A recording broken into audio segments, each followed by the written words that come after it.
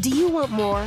More time, more balance, more love, more sex, more money, more real, and less bullshit? This is the Women Wanting More podcast with Dr. Karen Osborne. Real life, real stories, plus real tips to get you more of what you want.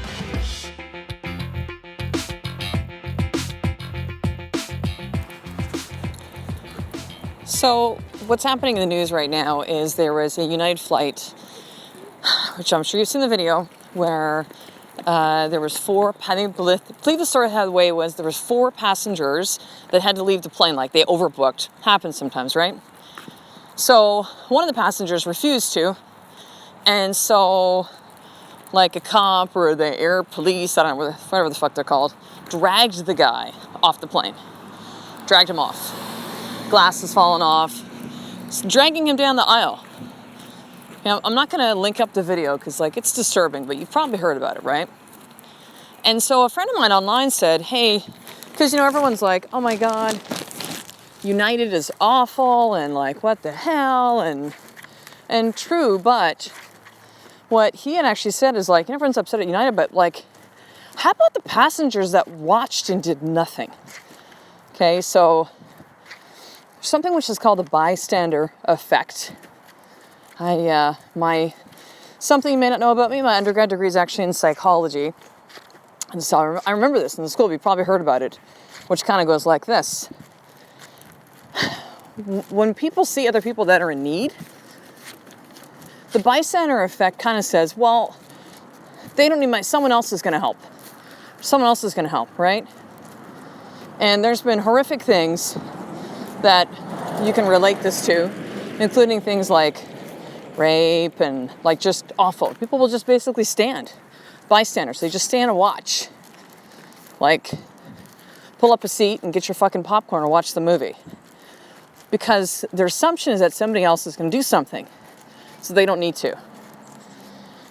And so the bystander effect is why those people on the plane kind of said like, and I think probably a piece of that too was fear. I was like, oh my God, if I say something, what if I get dragged off the plane like that, right? Bystander effect. Like, it's disturbing.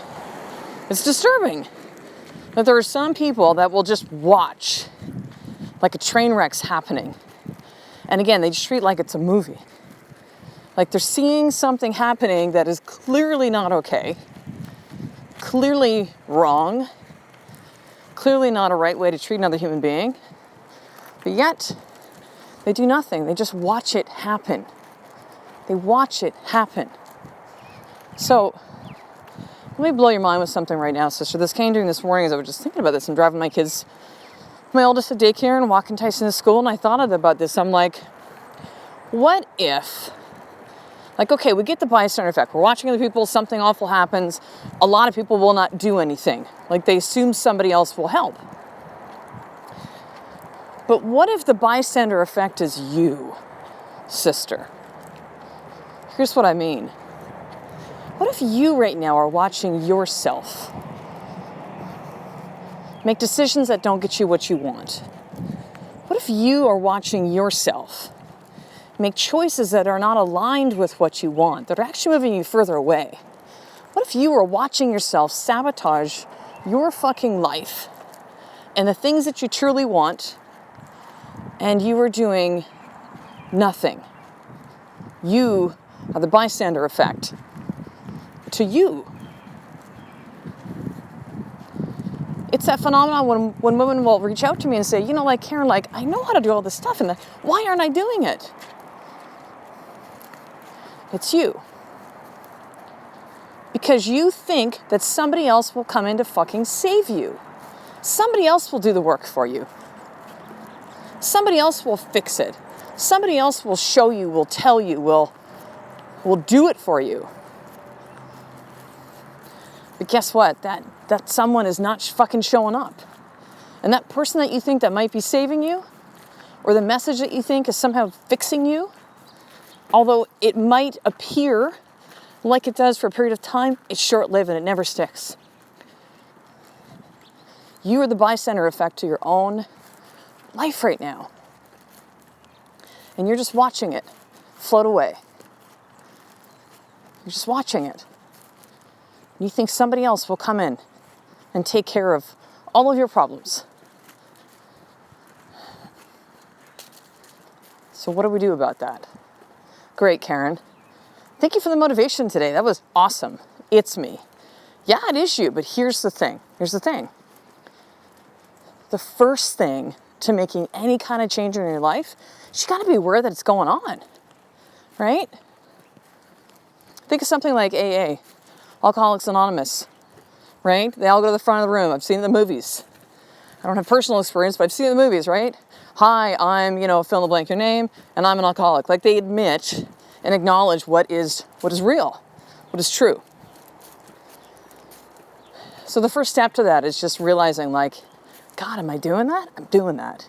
Shit. And there's choices for you, right? Choice A, beat yourself up. I'm such a loser. Fuck me. I'm a failure. Choice B, so let me see. If I'm responsible for it, that means that I have the power to change it. It doesn't depend on anybody else but me. I don't need anyone else but me. Now, you can be part of a powerful group, like a new program I have called the Sisterhood. You can have a coach like me or somebody else. You can have support and love in your life, but it's up to you. Nobody's going to do that work for you. And if they did, it would not serve you.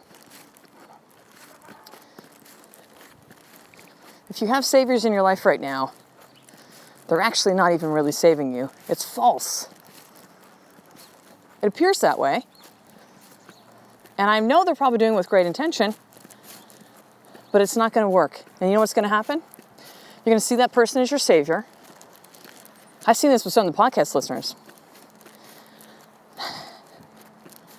They view me as a savior. I'm going to somehow fix them or give them the one episode that'll do it all. And there'll be something that I say that will not jive with them. And then they'll throw me under the bus. They'll become the biggest hater. And they'll move on to the next savior.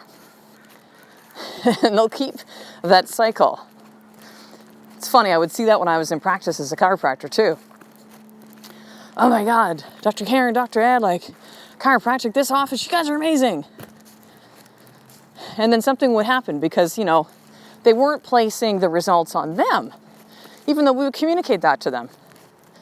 Hey, Betty, awesome. I'm so glad you're feeling functioning better. I'm so glad you have your life back. But just so you know, it's you. Yes, we're delivering the adjustments, but it's your body that's doing this healing. It's your commitment to being here, and I commend you for that. You're responsible for your results. But if they didn't want to do that and said, no, it's you. Well, guess what? The first day they don't feel something good in their body. Oh my God, this shit doesn't work. Fucking liars. This stuff's bullshit. Under the bus. There we go. And on to the next one. Ooh, how about some goji juice? That'll be the thing. What we used to lovingly refer to in our office as healthaholics. Looking for the next trend, the next fad to jump on, the next thing. You're the bystander effect sister of your life. You are. But there's power in that because you can change that. You can change that. So here's your more tip for today. What is one simple step that you can do